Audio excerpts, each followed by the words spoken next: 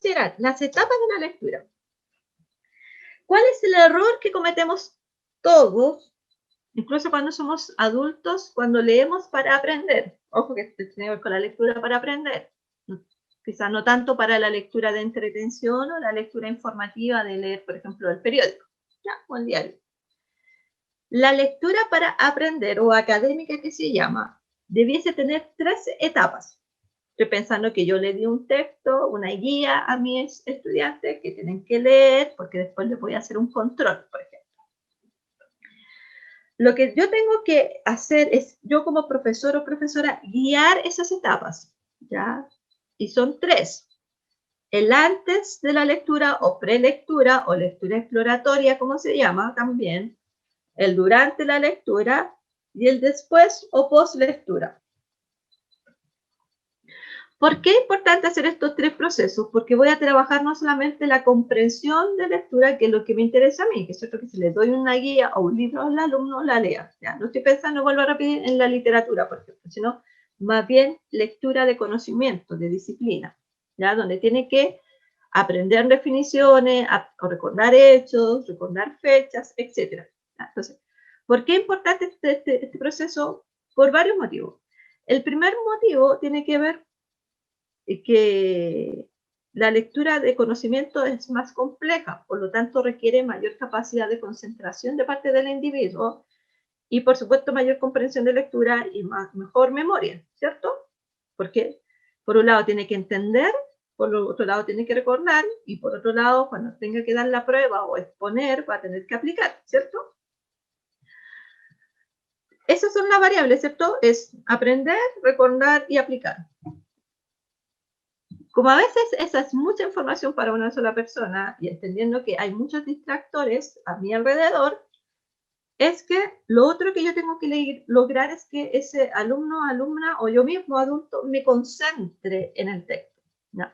Y como la concentración, por desgracia, no es espontánea y dura pocos minutos, ¿cierto? En un adulto la concentración profunda dura desde 20 a 40 minutos en promedio. Y harta la diferencia 20 a 40 minutos, porque depende, ¿cierto?, de los estilos de aprendizaje también.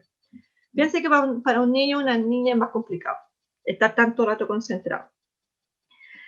El proceso de antes de la lectura justamente me ayuda a que yo, lector, me empiece a aislar del ruido, tanto del ruido externo como mi propio ruido interior, ¿cierto? ¿Cómo? Con un proceso de empezar a revisar, por ejemplo, de hojear la guía, hojear el libro, hojear el capítulo, ¿no? O hojear el celular, ¿cierto? Si lo tengo en el PDF. Empezar a revisar si tiene índice, revisar el índice, porque, ¿cierto? En el índice de un libro, de un texto, reconocemos los temas de que trata el libro. Entonces, si yo reviso el índice, aunque no haya leído nada del texto, me empiezo a hacer ideas de lo que trata el texto. Si yo empiezo a revisar los títulos y subtítulos, también me empiezo a hacer una idea de lo que puede tratar el texto. Por lo tanto, yo empiezo a hacer como pequeñas hipótesis o a generarme pequeñas preguntas a nivel interno.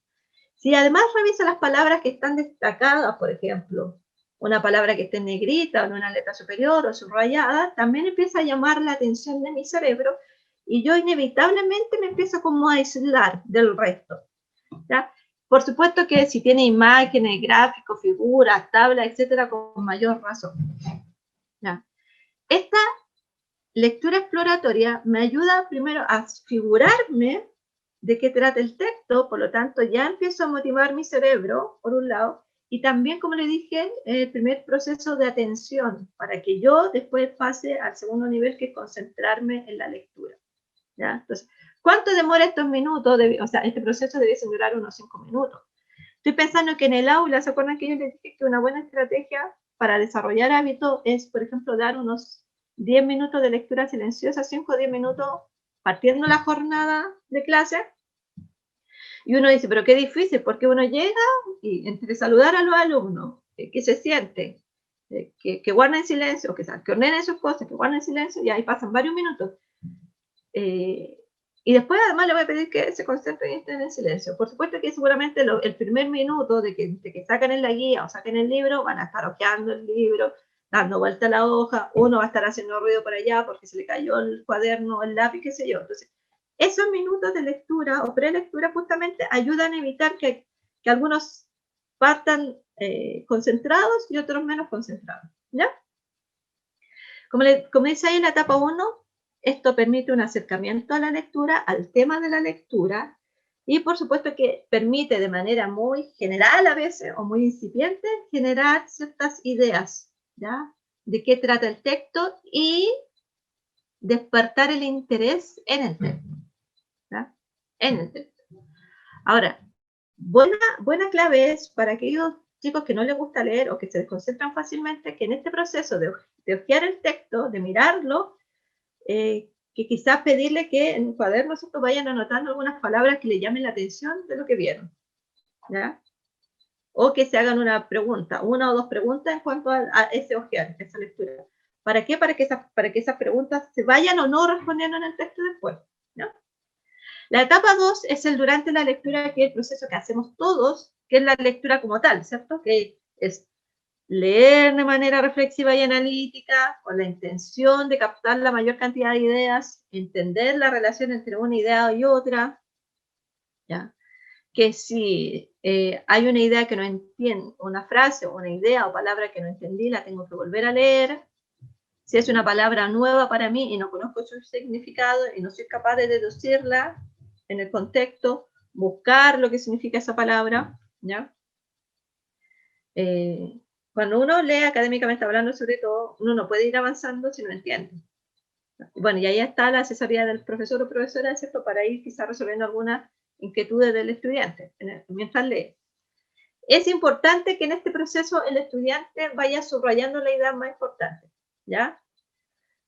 Ojo que esto uno lo puede ya, creo yo, pedir desde segundo básico, ¿ya? Desde segundo básico, incluso en un cuento, que a lo mejor no es una lectura académica de conceptos o de definiciones, pero sí yo le puedo pedir, siempre y cuando se pueda, hacer una hoja o guía, que el estudiante, el niño o la niña vayan subrayando, por ejemplo, los nombres de los personajes.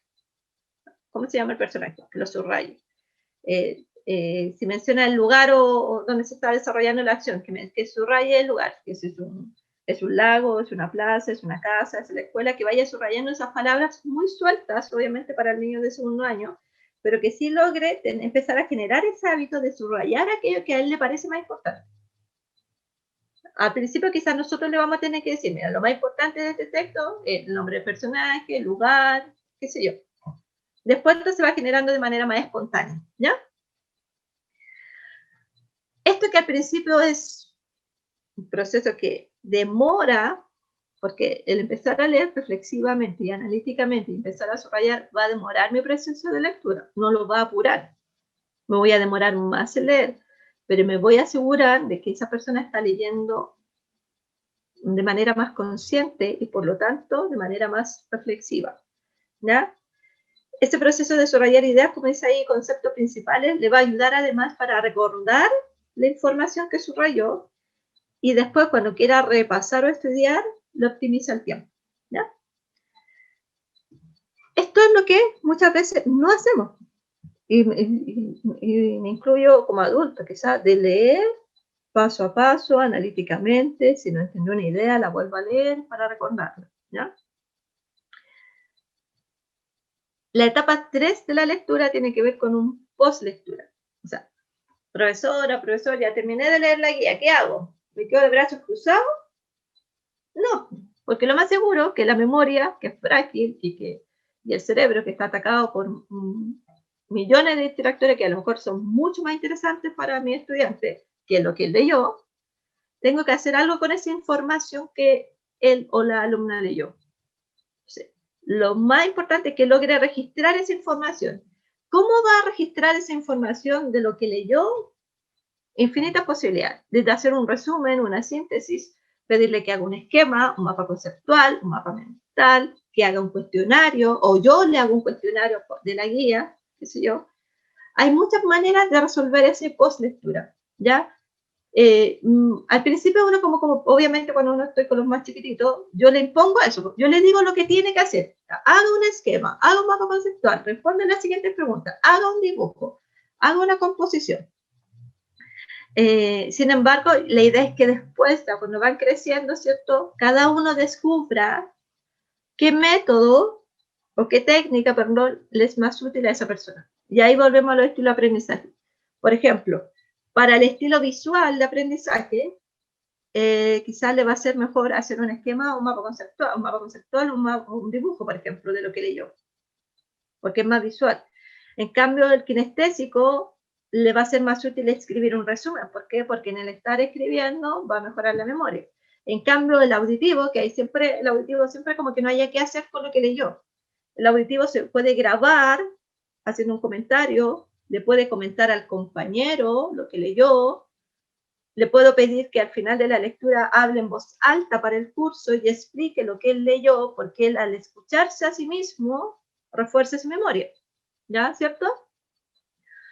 Un buen ejercicio para el auditivo, que insisto, son los que más se complican de repente en este proceso de memoria después de leer, es pedirle que comente el texto en voz alta. ¿Ah? Pedirle que, no sé, que llegando a su casa comente a la familia de qué trató el texto que leyó.